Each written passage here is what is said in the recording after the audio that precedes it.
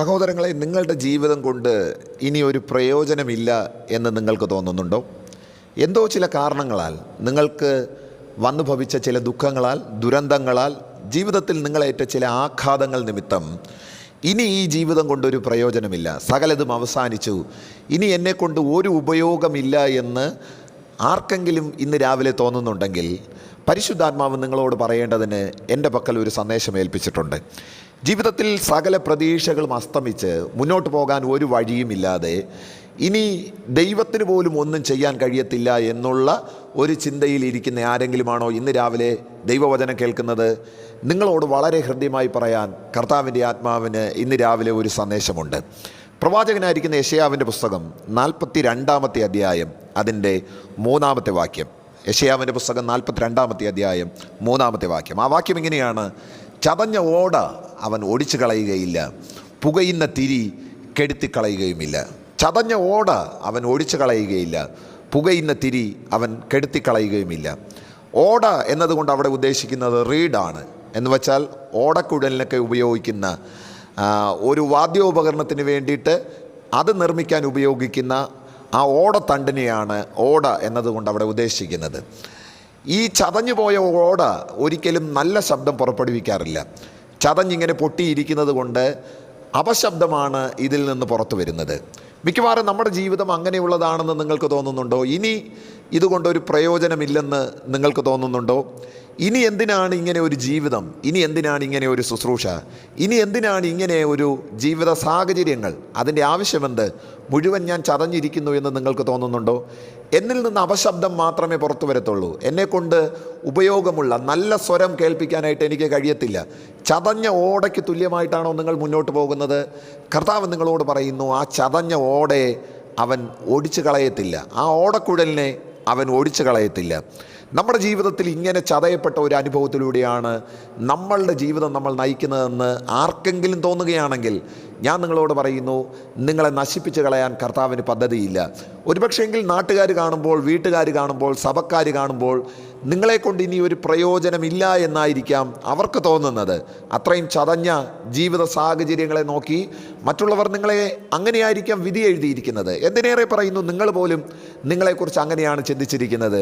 ഇനി ഞാൻ ജീവിച്ചിരുന്നിട്ട് കാര്യമെന്ത്? ഇനി എൻ്റെ ജീവിതം കൊണ്ട് എന്താണ് ഒരു പ്രയോജനം? ആർക്കും ഉപയോഗമില്ലാത്ത, എൻ്റെ കൂട്ടുകാർക്കോ എൻ്റെ വീട്ടുകാർക്കോ ബന്ധുക്കാർക്കോ കുടുംബക്കാർക്കോ ഒന്നിനും ഉപയോഗമില്ലാത്ത, ഉപയോഗശൂന്യമായ ഒരു പാഴ്വസ്തുവായി പോയി ഞാൻ എന്ന് നിങ്ങൾ ചിന്തിക്കുന്നുണ്ടെങ്കിൽ കർത്താവ് നിങ്ങളോട് പറയുന്നു, ആ ചതഞ്ഞ ജീവിതത്തെ നശിപ്പിച്ച് കളയാൻ ദൈവത്തിന് ഇഷ്ടമില്ല.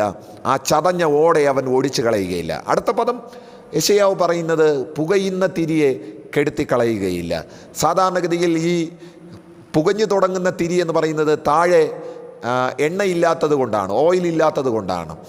ഈ എണ്ണ നഷ്ടപ്പെട്ടു പോയ ആ തിരികളാണ് പുകഞ്ഞുകൊണ്ടിരിക്കുന്നത്. ഏത് നിമിഷവും കെട്ടുപോകാൻ സാധ്യതയുള്ള ഒരു നിലപാടാണ് ആ പുകയുന്ന തിരി എന്നതുകൊണ്ട് ഉദ്ദേശിക്കുന്നത്. നമ്മുടെ ജീവിതം അങ്ങനെയുള്ളതാണെന്ന് നിങ്ങൾക്ക് തോന്നുന്നുണ്ടല്ലേ?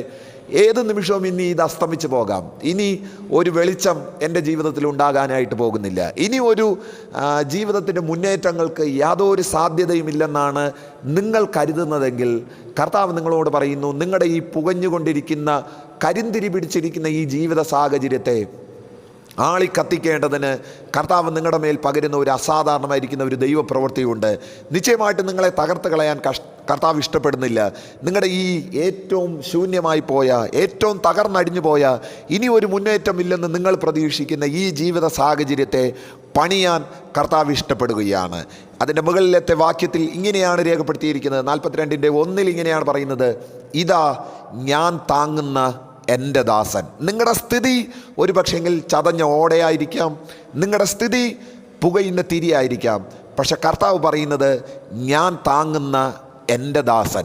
നിങ്ങളുടെ ജീവിതത്തിൻ്റെ സാഹചര്യങ്ങൾ ചതഞ്ഞ ഓടയ്ക്ക് തുല്യമായിരിക്കാം, നിങ്ങളുടെ ജീവിതത്തിൻ്റെ അനുഭവങ്ങൾ പുകയുന്ന തിരിക്ക് തുല്യമായിരിക്കാം. പക്ഷെ നിങ്ങൾ ശ്രദ്ധിച്ചു നോക്കൂ, നിങ്ങൾ ആരുടെ കയ്യിലാണ് ഇരിക്കുന്നത്? ദൈവം താങ്ങുന്ന ദൈവത്തിൻ്റെ ദാസൻ എന്നുള്ള നിലവാരത്തിൽ ദൈവത്തിൻ്റെ കൈകളിലാണ് നിങ്ങളിരിക്കുന്നത്. ദൈവത്തിൻ്റെ കൈ നിങ്ങളെ എന്തെങ്കിലും താഴ്ത്തിക്കളയുമെന്ന് നിങ്ങൾ വിചാരിക്കുന്നുണ്ടോ? ദൈവത്തിൻ്റെ കൈ എന്തെങ്കിലും നിങ്ങളെ ചതച്ചു കളയുമെന്ന് നിങ്ങൾ വിചാരിക്കുന്നുണ്ടോ? ദൈവത്തിൻ്റെ കൈ എന്തെങ്കിലും നിങ്ങളുടെ ആ പുകഞ്ഞുകൊണ്ടിരിക്കുന്ന തിരികളെ കെടുത്തിക്കളയുമെന്ന് നിങ്ങൾക്ക് തോന്നുന്നുണ്ടോ? ദൈവത്തിൻ്റെ കരത്തിനൊരു പ്രത്യേകതയുണ്ട്. അത് നിങ്ങളെ ഉയർത്തുന്ന കരമാണ്. നിങ്ങൾ ദൈവത്തിൻ്റെ കരങ്ങളിലാണ് ഇരിക്കുന്നതെങ്കിൽ നിങ്ങളുടെ ജീവിതം ഒരുപക്ഷെങ്കിൽ ചതഞ്ഞ ഓടയ്ക്ക് തുല്യമായിരിക്കാം.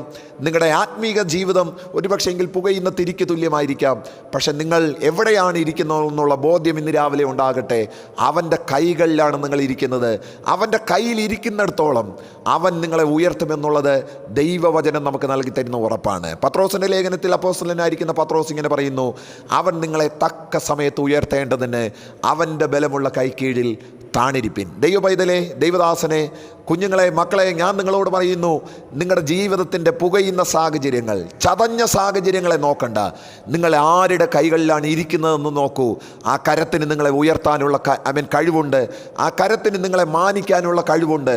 ആ കരത്തിന് നിങ്ങളെ ഏറ്റവും ഉന്നതങ്ങളിൽ എത്തിക്കാനുള്ള വലിയ കരുത്തുള്ള ഒരു കരത്തിൻ്റെ കരത്തിലാണ് നിങ്ങൾ ഇരിക്കുന്നതെന്നുള്ള ബോധ്യം ഇന്ന് രാവിലെ നിങ്ങളെ ഭരിക്കട്ടെ.